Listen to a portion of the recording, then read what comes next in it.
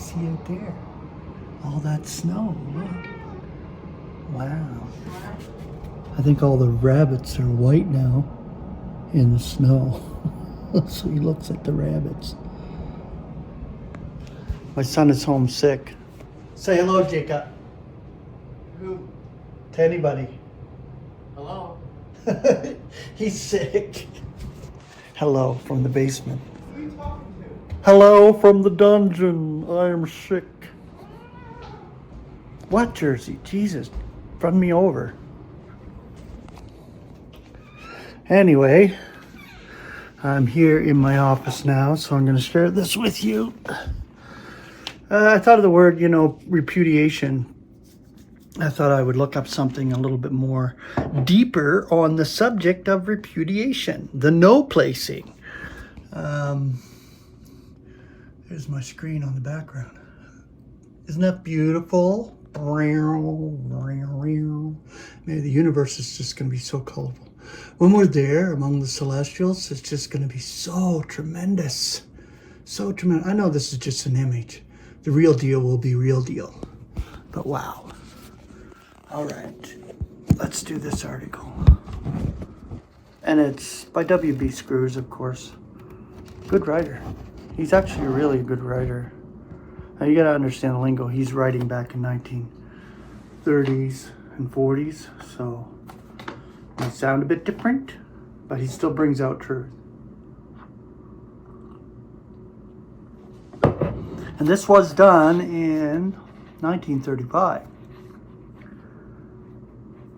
All right, it's called the no placing of sin.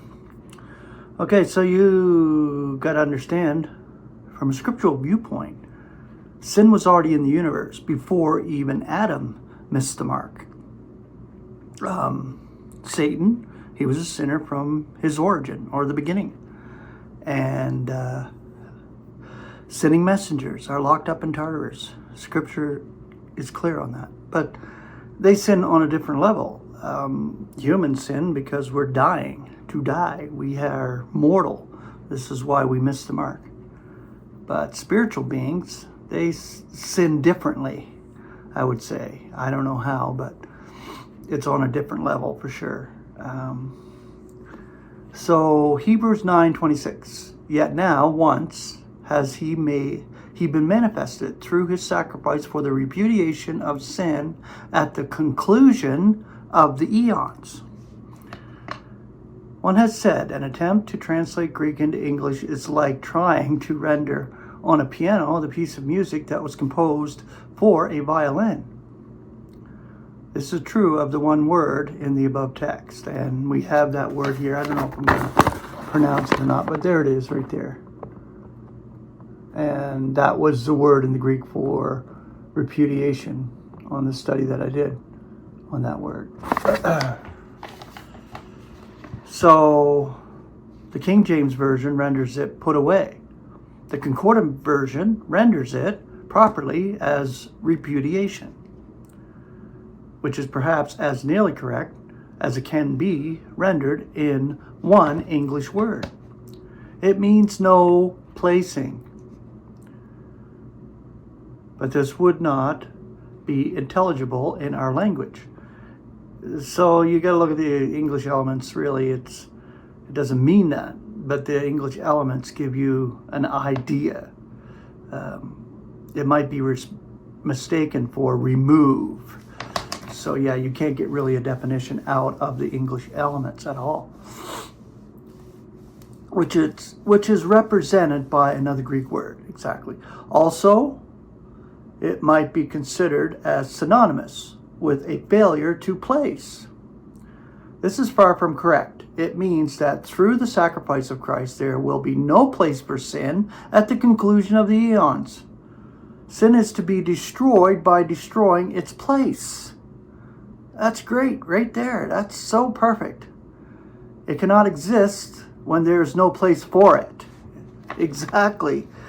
The law of sin and death, Romans 8:2, is as unfailing as the law of gravitation. Through one man, sin entered into the world, and through sin, death. and death came through into all mankind, on which all sinned. Romans 5:12. Adam was not a sinner when he was created, neither was death in him. More of this later. When he sinned, death took hold of him, carrying out the word of God. In the day thou eatest thereof, to die thou shalt be dying. So to die, you will be dying. So he began to die in order to die. All who ever been begotten by Adam or any other man were born with bodies of death. Mortal bodies. Because they have bodies of death, they sin. Death is the soil in which sin grows.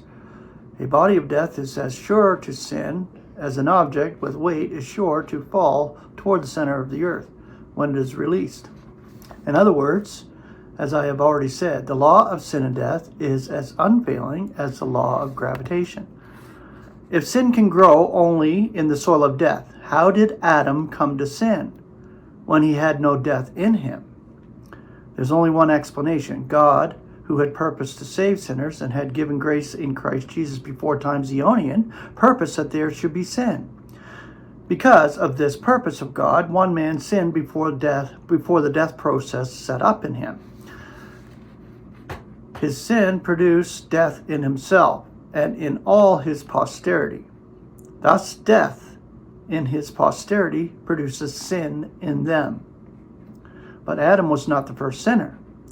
See, here we go with the spiritual beings, starting with Satan. The slanderer. Satan is part of God's creation. His hand formed the fugitive serpent. Job 26:13. What does fugitive suggest? It suggests crime. The slanderer is sinning from the beginning, right there. 1 John 3:8. When God created the devil, he created a sinner. This is the origin of sin. Spirit beings sinned before man came to be on the earth. Exactly. This was the purpose of God, for he had planned that the universe should be reconciled to himself through the blood of Christ's cross. Colossians 1:20. There could not be reconciliation without estrangement. God provided for the estrangement by creating a sinner and turning him loose among his other spirit beings. They had no bodies of death, but they sinned in accord with his purpose. Since they have all sinned, death is in them. So their death is not really unconsciousness, but it is power. I think it has to do with power, because God formed the fugitive serpent, Satan, with power. So my guess is that their power is devoid. They're in darkness, so they cannot do what they normally do as spirit beings if they're locked up like that. Satan will be locked up for 1,000 years. I believe in Tartarus or somewhere down there in the abyss. So that would probably be it, because sending messengers are there too, and they have no power. So it's considerable to death for them. So this is the difference between spirit beings and human beings. Since they all sin, death is in them, although they are spirits. Exactly. Even the wicked gods shall die like men. That's an amazing passage right there. Even the wicked gods shall die like men. Psalm 82. But I don't really understand it, because how would they die like men? Humans are different. When it comes to us, we are mortal and dying. Death awaits the slanderer. So maybe somebody can give me an understanding of that passage in Psalm 82. Death awaits the slanderer. Wow, there it is too. Hebrews 1:14. This will take place after his torment. Unveiling 20, verse 10. There's a lot to think about right there. So far as we know, spirit beings do not beget offspring, but men do. And the law of sin and death operates in all the children of men. That law makes it certain that every person who has a body of death shall sin or miss the mark. Christ did not sin because his Father was not a man. Many well-meaning persons are trying to abolish sin from the world. Well, that's all the Christian religion right there. They're trying to get rid of sin. Oh, we cannot sin anymore. They can no more do this than they can abolish death. Sin and death are inseparably connected. The law of sin and death operates every day. The Spirit's law of life in Christ Jesus frees you from the law of sin and death, Romans 8:2. Here we have another law, and it is as unfailing as is the law of sin and death. It is the law of life in Christ Jesus. It is the Spirit's law. Nothing else can free us from the law of sin and death. There is no freedom out of Christ. Likewise, there is no freedom apart from the Spirit. The word freeze, quote unquote, in the above text is an indefinite verb. It expresses what is truth and permanent. It is not true that it hath made us free. Saints yet have bodies of death, and sin makes its home in them. We will never cease to sin while we have mortal bodies. When the Lord comes for us and takes us into the heavens or to the celestials, we will be made immortal. We will not be able to die. That word means no death. But while we remain here, we shall be troubled with sin every day, missing of the mark. And that is so true in mortal frames. The Spirit law of life in Christ Jesus operates in those who are chosen in Christ. But it does not free us from the operations of the law of sin and death until we are made immortal. Then, when there is no death in us, there will be no place for sin in us. I love it. No place for sin in us. There's the word repudiate right there. We shall carry on the most glorious ministry in the heavens among the celestials who are themselves sinful. So there are wicked beings. There are celestial beings, sinning messengers. Wow, that's amazing, when you think about it fully. Get out of the human element and look at the spirit realm and what it consists of.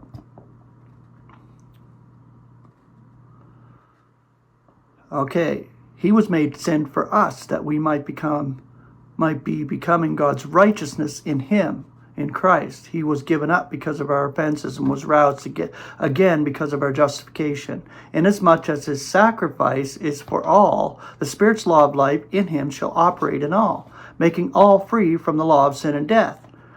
When the conclusion of the eons have come, there shall not be one particle of death in all of the universe. Death is to be completely, fully abolished. 1 Corinthians 15:26, 2 Timothy 1:10. When there is no death, there will be no place for sin. All shall be vivified in Christ. We the saints are in him and shall be vivified in him. But the same blessing awaits all in God's own time. For even as in Adam all are dying, thus also in Christ shall all be vivified. 1 Corinthians 15:22. The same Spirit whose law of life in Christ Jesus frees us from the law of sin and death shall free all others. Free from death necessarily means free from sin. As a plant cannot live without soil, so sin cannot exist without death. The writer of the Hebrew epistle said nothing about the present conciliation. This is absent from all circumcision writings. The secret is revealed to Paul, but the writer of Hebrews views the conclusion and sees that there shall be no place for sin. And I still think Paul is the writer of Hebrews, and that this condition shall be brought about through the sacrifice of Christ. This is in line with other passages in the circumcision scriptures, such as John 1:29. Lo, the Lamb of God has taken away the sin of the world. John 12:32. And I, if I should be exalted out of the earth, shall be drawing all to myself. And 1 John 2:2.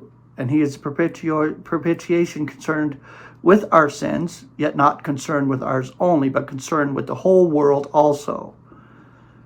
These are high spots in the circumcision writings, as if the writers became filled with joy at intervals and burst out of the narrowness usually manifested in scriptures for Israel. In these outbursts, they almost equal Paul in Romans 5:18. Consequently, then, as it was through one offense for all mankind for condemnation, thus also it is through one just award for all mankind for life's justifying. But so far as the circumcision writers knew, salvation is for mankind alone. Indeed, except for an occasional broadening of vision, they are concerned only with Israel. But Paul, the apostle for the nation, includes the universe in the scope of his writings. Colossians 1:20. Spirit beings, sovereignties, authorities, and messengers are sinners in no less degree than we are.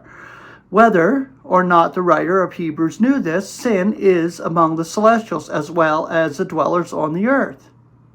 And they in no less of a degree than mankind shall be made alive in Christ. Exactly. So it's the whole universe in scope here when God becomes all in all. Not only must there be no place for sin among men, there must be no place for it anywhere in the universe.